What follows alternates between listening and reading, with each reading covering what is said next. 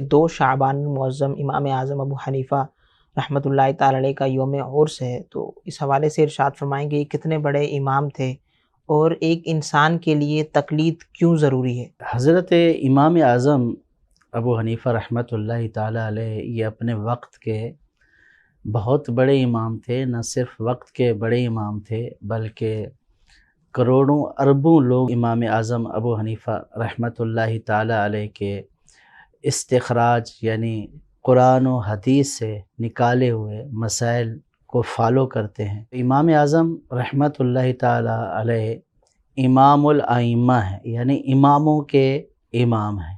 اللہ پاک نے آپ کے مذہب کو، آپ نے جو قرآن و سنت سے مسائل نکالے ہیں، اللہ پاک نے آپ کے اس مذہب کو وسعت عطا فرمائی۔ دنیا کے کافی ممالک میں امام اعظم رحمۃ اللہ تعالی علیہ کو فالو کیا جاتا ہے۔ یہ اللہ پاک کا یعنی خاص کرم ہے، اور یہ لوگوں کے دلوں میں ان کی مقبولیت ہے کہ ان کی وفات کے کئی 100 سال گزرنے کے بعد بھی ان کا مذہب بھی زندہ ہے، اور ان کے نکالے ہوئے مسائل پر عمل بھی مسلمانوں کی ایک تعداد کر رہی ہے۔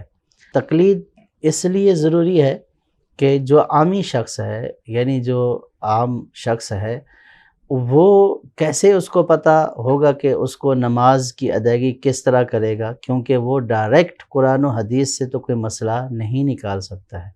تو جب وہ ڈائریکٹ قرآن و حدیث سے مسئلہ کوئی اخذی نہیں کر سکتا ہے، تو اب وہ زندگی کیسے گزارے گا، یعنی اپنے عبادات، اپنے معاملات شرعی طریقے سے کیسے ان کی ادائیگی کرے گا۔ جو ائمہ مجتہدین ہیں، جنہوں نے اجتہاد کر کے قرآن و حدیث کے جو ماہرین تھے، غور و فکر کر کے ان سے جو مسائل استنباط کر کے دیے، جائز ناجائز بتایا ہے، تو ان لوگوں کے لیے یہ ایک رہنمائی ہے، یہ ایک روشنی کا مینار ہے۔ ہر شخص اجتہاد کے درجے پر فائز نہیں ہے، اور نہیں ہر شخص کے اندر ہی ایسی صلاحیت ہے کہ وہ براہ راست قرآن مجید سے اور احادیث سے جو ہے کوئی احکام اخذ کر لے۔